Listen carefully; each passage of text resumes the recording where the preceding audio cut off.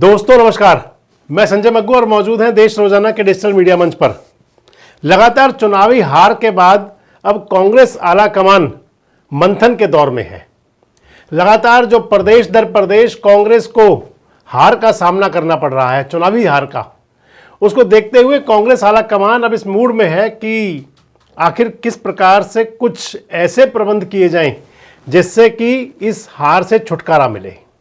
हालांकि इन प्रबंधों से क्या होगा, नए चेहरे लाने से क्या कुछ नया बदलेगा और या फिर सियासत अपनी चाल चलती रहेगी। दरअसल आपसे सारी बात का जिक्र इसलिए कि अभी हाल ही में कांग्रेस ने महाराष्ट्र के अंदर प्रदेश अध्यक्ष चेंज किया है। कांग्रेस आला कमान की तरफ से जो महाराष्ट्र के प्रदेश अध्यक्ष थे कांग्रेस पार्टी के, नाना पटोले के स्थान पर अब हर्षवर्धन को प्रदेश अध्यक्ष बनाया गया है। कल ही ये नियुक्ति हुई, यानी कि बृहस्पतिवार को।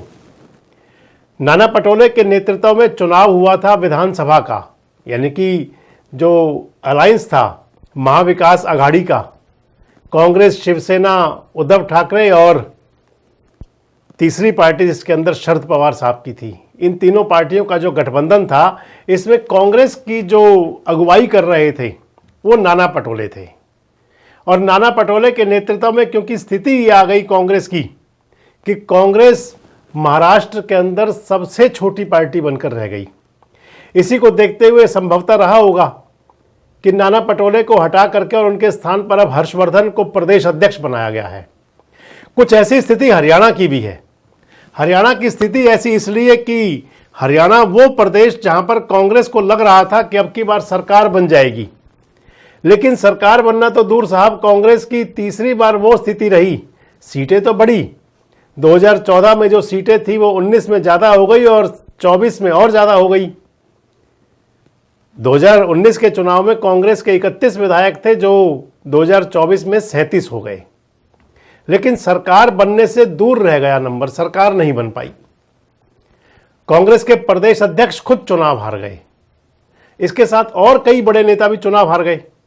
और उस सबको देखते हुए मैंने आपसे कई बार कहा था कि हरियाणा के अंदर भी कांग्रेस बड़ा बदलाव करेगी।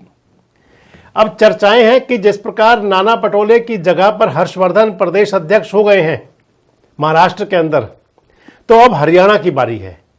नगर निगम चुनाव के बाद में, यानी कि जो 11 मार्च तक चुनाव प्रक्रिया चलनी है हरियाणा के अंदर लोकल बॉडीज की, नगर निगम, नगर परिषद और नगर पालिकाओं के जो चुनाव होने हैं, 2 मार्च को चुनाव है और उसके बाद में 9 मार्च को चुनाव है पानीपत नगर निगम का, और 11 मार्च को गिनती होगी। और 11 मार्च के बाद में हरियाणा प्रदेश कांग्रेस कमेटी को भी नया अध्यक्ष मिल जाएगा। हरियाणा सीएलपी लीडर भी, कांग्रेस विधायक दल का नेता भी तय हो जाएगा, यानी कि विपक्ष का नेता भी हरियाणा को मिल जाएगा। संभवतः बजट सत्र के अंदर कांग्रेस का विपक्ष का नेता अब की बार जरूर हो, क्योंकि बजट सत्र भी जल्दी शुरू होने वाला है। कौन हो सकता है हरियाणा प्रदेश कांग्रेस कमेटी का अध्यक्ष, चर्चाएं अब इस बात की शुरू हो गई हैं। मंथन इस बात पर है कि हरियाणा प्रदेश कांग्रेस कमेटी के अध्यक्ष पद पर किसको नियुक्ति मिलेगी, किसको चयनित किया जाएगा। अगर आप देखें तो बहुत लंबे समय से हरियाणा प्रदेश कांग्रेस कमेटी के जो अध्यक्ष चले आ रहे हैं वो दलित समाज से चले आ रहे हैं। एससी प्रदेश अध्यक्ष लगातार एससी चले आ रहे हैं, चाहे वो फूलचंद मौलाना रहे, चाहे वो कुमारी सैलजा रही, अशोक तंवर रहे, चौधरी उदय भान है, तमाम जो नेता रहे ये सभी एससी समाज से आते हैं, दलित समाज के नेता।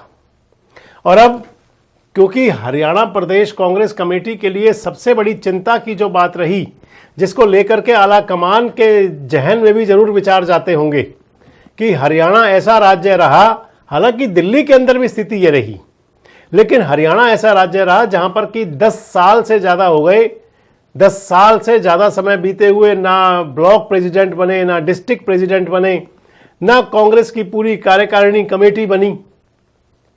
और अब उस सबको लेकर के, क्योंकि कहते ये हैं कि अगर कांग्रेस का संगठन होता, कांग्रेस के जिलों के अंदर, ब्लॉक के अंदर अगर संगठित कार्यकर्ता होते तो फिर शायद चुनाव में स्थिति कुछ और होती।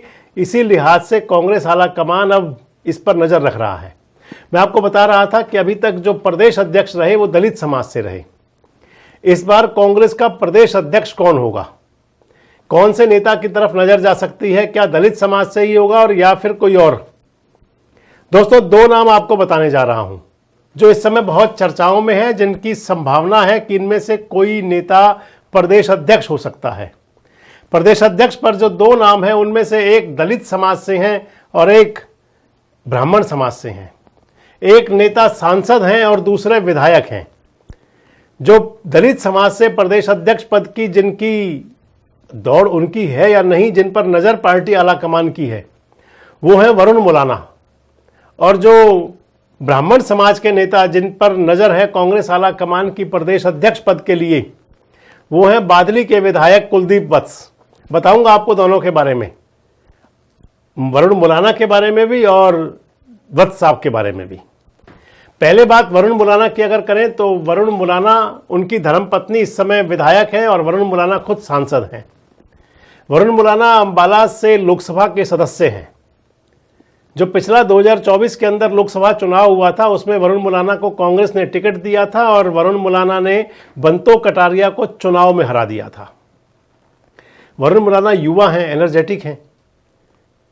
अगर पार्टी की धड़ेबाजी की बात करी जाए तो वरुण मुलाना वैसे तो हुड्डा साहब के गुट से संपर्क रखते हैं, हुड्डा साहब के गुट में माने जाते हैं, लेकिन इसके बावजूद भी वरुण मुलाना कुमारी शैलजा की तरफ भी और चौधरी बीरेंद्र सिंह डूमरखा, यानी कि सभी जो कांग्रेस के नेता हैं उनके साथ उनका तालमेल ठीक ठाक है।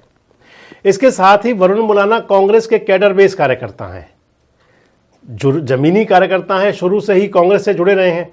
वरुण मुलाना के पिता फूलचंद मुलाना कांग्रेस के प्रदेश अध्यक्ष भी रहे, हरियाणा के शिक्षा मंत्री भी रहे, चौधरी भजनलाल के बहुत नज़दीक हुआ करते थे फूलचंद मुलाना जी। और फूलचंद मुलाना के बेटे वरुण मुलाना पहले एमएलए थे, एमएलए रहते हुए इनको लोकसभा का टिकट दिया गया तो लोकसभा का चुनाव भी जीते। लोकसभा चुनाव जीतने के बाद में विधानसभा से इस्तीफा दे दिया क्योंकि बाई इलेक्शन होना नहीं था, समय कम था, इसलिए उपचुनाव हुआ नहीं और सीधा चुनाव हुआ। और वरुण मुलाना की जब स्थान पर उनकी धर्मपत्नी को, वरुण मुलाना सांसद हुए तो उनकी पत्नी को कांग्रेस ने विधायक का टिकट दिया एमएलए का और उनकी पत्नी विधायक बन गई।